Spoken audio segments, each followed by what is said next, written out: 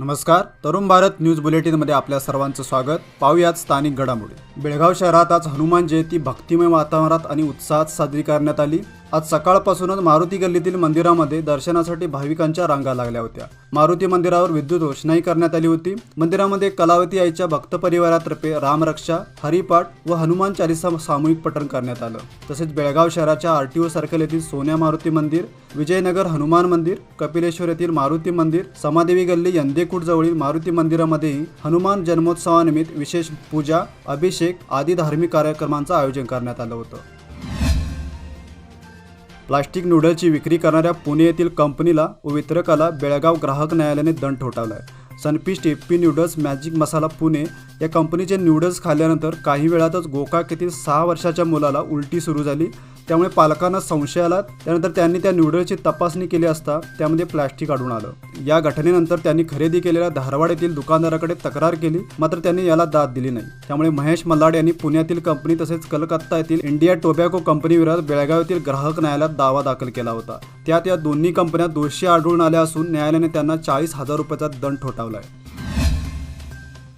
2022 मध्ये सरकारने दिलेल्या आदेशानुसार 1975 मध्ये पुनर्वसन झालेल्या हुक्केरी तालुक्यातील वंटमोरी ग्रामस्थांनी आज जमीन देण्याची मागणी करत जिल्हाधिकाऱ्यांना निवेदन दिलं.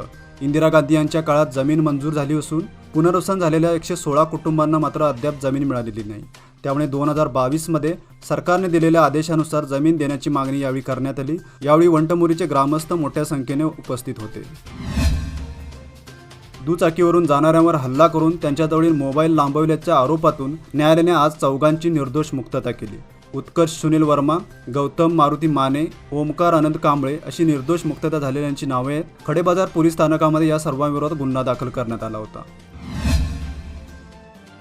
लेंडी नाला ते जुने बेळगाव नाक्यापर्यंतच्या जुन्या धारवाड रोडचं काँक्रिटीकरण करण्यात येते. एका बाजूच्या रस्त्याचं काँक्रिटीकरण पूर्ण झालं असून दुसऱ्या बाजूचा रस्ता करण्यात येतोय.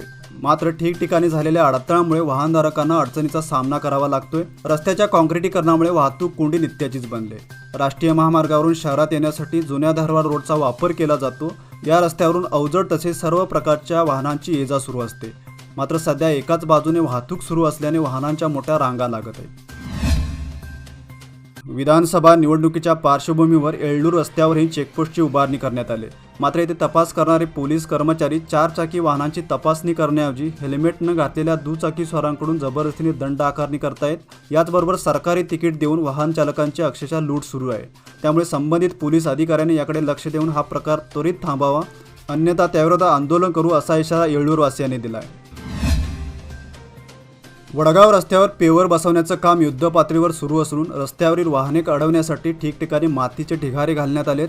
मात्र अद्याप ढिगारे हटवले नसल्यामुळे कार अडकून पडण्याचा प्रकार गुरुवारी दुपारी घडला. काही केल्या कार बाहेर निघत नसल्याने अखेर नागरिकांनी परिश्रम घेऊन कार बाहेर काढली. दरम्यान अशा प्रकारच्या घटनांना परिसरातील नागरिकांना दररोज तोंड द्यावं लागत आहे. शिवप्रतिष्ठान हिंदुस्थानच्या वतीने छत्रपती शिवाजी महाराजांना आज पुण्यतिथीनिमित्त अभिवादन करण्यात आलं.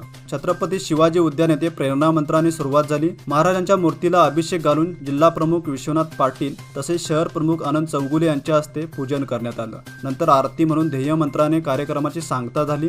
यावेळी कर्नाटक प्रांत प्रमुख किरण गावडे यांनी उपस्थित शिवभक्तांना मार्गदर्शन केलं. बेळगाव शहराची गणना स्मार्ट सिटी म्हणून केली जाते. मात्र प्रत्यक्षात शहर स्मार्ट बनले आहे का असा मुद्दा उपस्थित होत आहे. केवळ रस्त्यांचं काँक्रिटीकरण करून शहर स्मार्ट झाल्याची बतावणी केली जात आहे, पण प्रत्यक्षात बस थांब्यावरील छताचे पत्रे देखील बदलण्याकडे प्रशासनाचं दुर्लक्ष झालंय. त्यामुळे बस थांब्यावर थांबणाऱ्या प्रवाशांच्या जीवाला धोका निर्माण झालाय. शेंडूर गावामध्ये पवनचक्की व सौर ऊर्जा प्रकल्प राबवताना शेतकऱ्यांच्या जमिनी त्यांना विश्वासात न घेता किंवा नोटिसा न पाठवता कंपनीकडून रस्ता रुंदीकरणाचं काम करण्यात येते. त्यामुळे या गावातील शेतकऱ्यांची 20 ते 25 एकर शेती जाणार असून त्यामुळे शेतकऱ्यांचं मोठं नुकसान होणार आहे. त्यामुळे शेतकऱ्यांनी कंपनी व प्रशासनाला योग्य न्याय आणि भरपाई देण्यासाठी 30 मार्चपर्यंत अल्टिमेटम दिला होता. त्याकडे दुर्लक्ष करून कंपनीने पवनचक्कीचं काम सुरू केलं होतं. त्यामुळे संतापलेल्या शेतकऱ्यांनी चिकोडी जिल्हा रेस संघटनेचे अध्यक्ष राजू पवार यांच्या नेतृत्वाखाली बुधवारी हे काम बंद पाडलं. आजच्या बुलेटिनमध्ये इथेच थांबूया. अधिक माहिती आणि ताज्या घडामोडींसाठी पाहत राहा Tarun Bharat YouTube channel. Subscribe करा, लाईक करा आणि जरूर शेअर करा. तसेच दररोज सकाळी वाचा दैनिक तरुण भारत.